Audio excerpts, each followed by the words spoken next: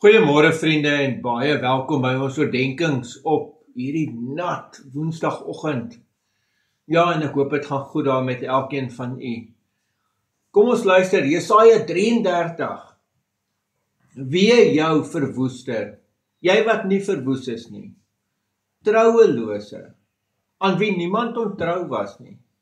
Wanneer jy jou verwoestingswerk voltooi het, sal jy verwoes word.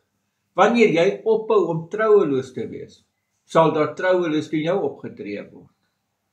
Here, wees ons genadig. Op U wag ons. Wees elke oggend ons krag. Ja, ons verlosser in 'n tyd van nood. Vir die geluid van 'n gedreun vlug volke, vanweë U verhewendheid word nasies verstrooi. Wat julle gebyt het, nasies, word bymekaar gemaak, soos kaalvreters sprinkane bymekaar gemaak. Soos swerms toesak, word op julle byt toegesak. Die Here is verhewe, ja, hy woon in hoogte, hy vul Sion met reg en geregtigheid. Hy sal bestendigheid aan jou tye bied, 'n rykdom van bystand, wysheid en kennis. Ontzag vir die Here, dit is sy skatte. So, vriende, 'n pragtige teks.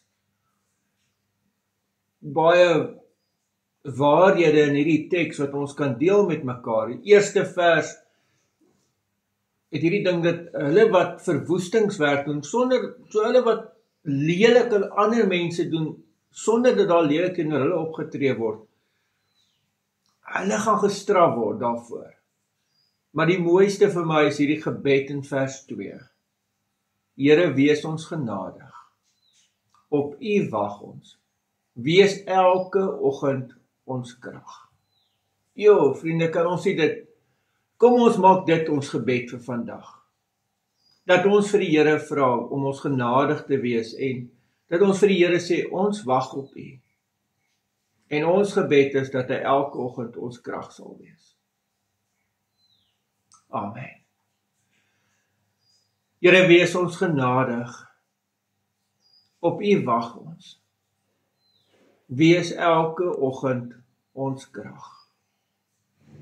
Amen. Vriende, mag jy 'n baie mooi en ook 'n baie geseënde dag hê. Totsiens.